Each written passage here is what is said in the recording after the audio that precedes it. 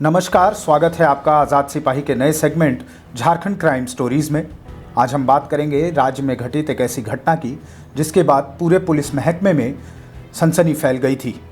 ये घटना है स्पेशल ब्रांच के इंस्पेक्टर फ्रांसिस इंदवार के हत्या की। इस पूरे मामले पर हमारे साथ बातचीत करने के लिए मौजूद हैं आज़ाद सिपाही के राज्य समन्वय संपादक अजय शर्मा जी। सर, स्वागत है आपका हमारे शो में। धन्यवाद। सर, हम जानना चाहेंगे कि ये घटना कब की है और ये क्या था ये पूरा मामला। ये घटना 30 सितंबर 2009 की है। उस समय हम लोग रांची में थे। शाम के 5 बजे के आसपास पता चला कि राज्य में एक पुलिस अधिकारी का अपहरण नक्सलियों ने कर लिया है, लेकिन कहाँ से हुआ है, कौन किया है, ये सब बताने की स्थिति में पुलिस के अधिकारी नहीं थे। लेकिन कुछ ही देर बाद ये पता चलने लगा, वायरलेस पर बहुत तेज़ी से ये फ्लैश हुआ कि खूंटी इलाके से स्पेशल ब्रांच के एक इंस्पेक्टर का अपहरण नक्सलियों ने कर लिया है जी। उसके बाद उनकी खोजबीन के लिए रांची से सारा पुलिस महकमा खूंटी की ओर रवाना हुआ था। पत्रकारों का दल भी गया था, अड़की गया, उस खूंटी गया, लेकिन उस दिन कुछ पता नहीं चल पाया कि फ्रांसिस इंदवार कहाँ हैं और क्या है। उनका अपहरण अड़की के हेमरम बाजार से नक्सलियों ने कर लिया था। तो क्या उस वक्त फ्रांसिस ड्यूटी पर थे? हाँ, विशेष शाखा के लोग अमूमन सादे वर्दी में जाते हैं। उनका जिम्मा होता है सूचना एकत्र करना। जिस साल ये घटना घटी थी उस समय झारखंड के 24 में से 18 जिले नक्सल प्रभावित थे और खूंटी तो टॉप पर था जी। तो ये जब वहाँ गए थे, ये बराबर जाते थे, उनकी ड्यूटी ही खूंटी में थी। वो जाके सूचना एकत्र करते थे और आला अधिकारियों को इससे अवगत कराते थे। नक्सलियों का मूवमेंट, दस्ता, कौन खाना खिलाता है, कहाँ रुकता है, किस रास्ते से नक्सली आते जाते हैं, नक्सलियों का कमांडर कौन है, ये सब जिम्मा था इनका। इनके साथ कुछ और पुलिसकर्मी साथ हुआ करते थे। अमूमन ये सारे लोग सादे लिबास में घूमते थे।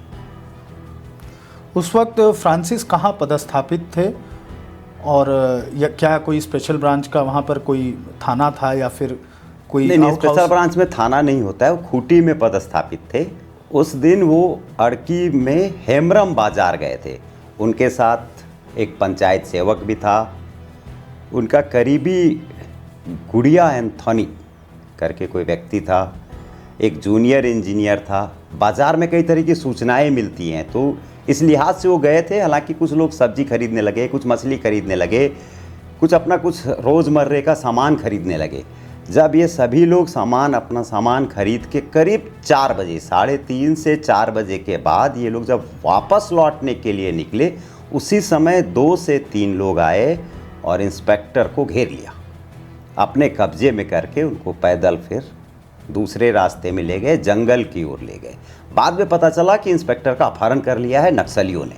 कुल मिला के अगर बात करें तो इस घटना का जो उद्भेदन है वो कितने दिनों में हुआ था? जैसा कि आपने बताया कि पहले दिन किसी को नहीं, अभी अब है क्या, उसके बाद पूरे पुलिस महकमा में हड़कंप मच गया। पुलिस के सामने चुनौती थी इंस्पेक्टर को जीवित बरामद करने का, सकुशल बरामद करने का। अब इसके लिए पूरे इलाके को सील किया गया, अभियान चलाया गया, लेकिन कुछ पता नहीं चल पा रहा था कि आखिर इंस्पेक्टर को कहाँ रखा गया है। परिवार के जो सदस्य थे रो रो के उनका बुरा हाल था। सभी अधिकारियों के सामने गिड़गिड़ा रहे थे कि अब भाई पहले मेरे पति को, उनकी पत्नी गिड़गिड़ा रही थी कि पहले मेरे पति को जीवित बरामद किया जाए। 1,000 पुलिस के जवान अड़की के जंगल में, बुंडू इलाके में लगाए गए, लेकिन कहीं कुछ पता नहीं चल पा रहा था कि आखिर नक्सलियों ने इंस्पेक्टर को कहाँ रखा है। क्या इस अभियान के लिए स्पेशल टीम का या किसी टास्क फोर्स का गठन किया गया था, या सर्च अभियान जो इतने बड़े पैमाने पर चलाया गया था, इसका नेतृत्व कौन से ऐसे अधिकारी थे? झारखंड पुलिस इस घटना से खुद डिमोरलाइज थी। पुलिस के सारे जवान इस इलाके में जो भी पोस्टेड थे, रांची में, खूंटी में, सिमडेगा में, चाईबासा में, अपने अपने इलाके में सर्च अभियान चला रहे थे। नक्सलियों का एक कॉरिडोर था उसी इलाके में, खूंटी, बंदगांव, चाईबासा में, तो छापामारी या सर्च अभियान उस इलाके में ज़्यादा चल रहा था। तो इस अपहरण और विभत्स हत्या के कितने दिनों के बाद फ्रांसिस इंदवार को बरामद किया जा सका, या नक्सलियों ने उनकी बॉडी को ला करके जो है आबादी के बीच या उसी बाजार में छोड़ा, या ये वो कौन सी जगह पुलिस थी? के सामने तो सबसे पहले चुनौती ये थी कि उनको बरामद किया जाए। अभियान चलाया गया, कुछ पता ही नहीं चल पा रहा था कि इनको रखा कहाँ गया है, किन लोगों ने अपहरण किया। सिर्फ एक अफवाह थी कि नक्सली अपहरण किए होंगे। अच्छा, उसके बाद उसी आधार पर छापामारी की जा रही थी। लेकिन यह बात सही था कि हेमरम बाजार से इंस्पेक्टर का अपहरण नक्सलियों ने ही किया था, और उसमें जो नाम उभर कर सामने आया था वह था उस इलाके का कमांडर कुंदन पाहन। कुंदन पाहन की अगुवाई में इंस्पेक्टर का अपहरण हुआ था, उनको जंगल में रखा गया था। और जब पुलिस का दबाव बढ़ा, पुलिस इस घटना से बहुत डिमोरलाइज थी।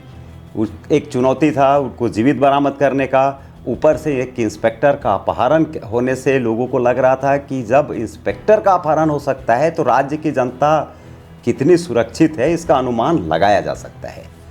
लेकिन दो दिनों तक इंस्पेक्टर के बारे में कुछ पता नहीं चल पाया था। हालांकि पुलिस के सारे अधिकारी दिन रात मेहनत कर रहे थे। इसके बाद हम जानना चाहेंगे कि सर क्या हुआ इसके बाद।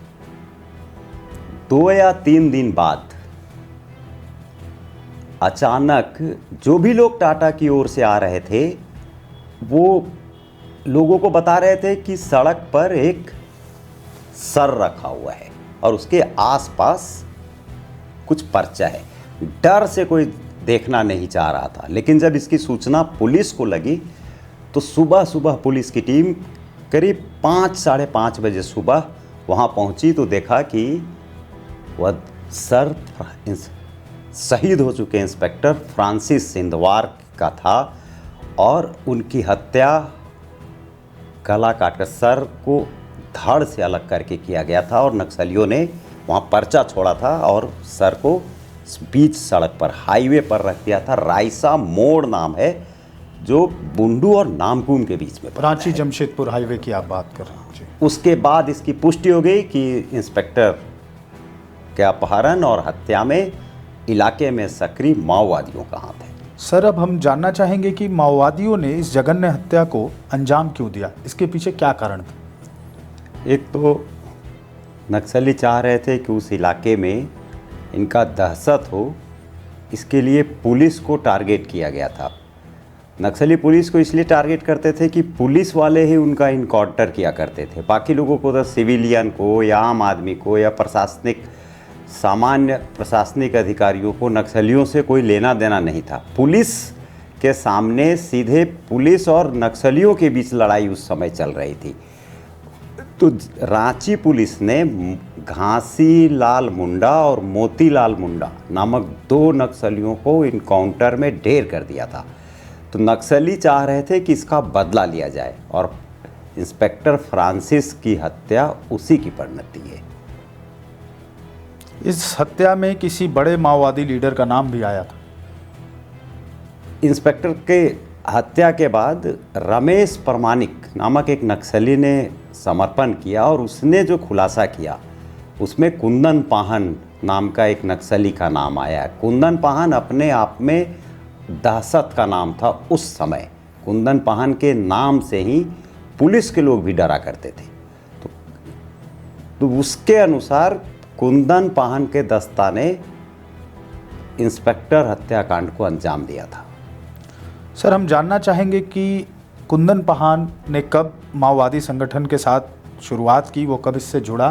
कुंदन पाहन का घर अड़की और बुंडू से लगा हुआ है, जो घोर नक्सल प्रभावित था। वो कम पढ़ा लिखा व्यक्ति है, बचपन से ही इस संगठन से जुड़ गया था, और पुलिस के सामने चुनौती यह थी कि उसकी कोई तस्वीर रांची पुलिस या झारखंड पुलिस या कोई और एजेंसी के पास नहीं थी, इसलिए पुलिस उसको पहचान भी नहीं पाती थी। कभी कभी बुंडू बाज़ार भी आया करता था और सामान खरीद के वापस लौट जाया करता था।